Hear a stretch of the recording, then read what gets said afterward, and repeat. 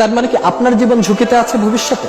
অন্তত একদিনে 10টার বেশি নাম্বার থেকে সরাসরি হত্যার হুমকি দেওয়া হয়েছে, ভিন্ন ভিন্ন 10টা নাম্বার থেকে।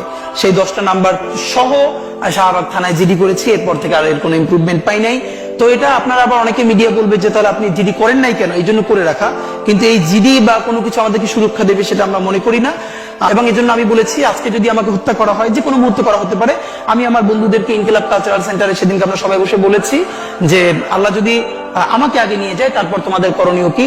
আমি আমার পরিবার এবং আমার ভাই বন্ধুদেরকে ডেকে বলেছি যে আল্লাহ আমাকে নিয়ে গেলে করণীয় কি হবে।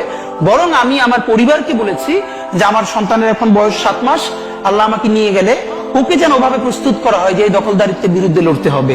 আল্লাহ ওকে যদি বড় করে ওর সন্তানও দখলদারিত্বের বিরুদ্ধে লড়বে, এই স্পিরিট যেন ওকে দেয়া হয়, এটা আমি আমার পরিবারকে বলেছি। সে আছে। আর একটা মজার ব্যাপার হলো যে আমি যখন ইনসাফের লড়াই করি তখন তো সেখানে পরাজয়ের কিছু নেই। আমি বেঁচে থাকলে আমি গাজী হিসেবে লড়বো, আমি মরে গেলে শহীদ হয়ে আল্লাহর কাছে চলে যাব। আর আমাদের এই লড়াই তো হার জিতের কিছু, আমরা জিতের উপরেই আছি। আমাদের জীবন বেঁচে থাকলেও জিত, আমাদের জীবন চলে গেলেও জিত। আপনাদের তো হারানোর কিছু ছিল না, সুতরাং লড়াই চলবে।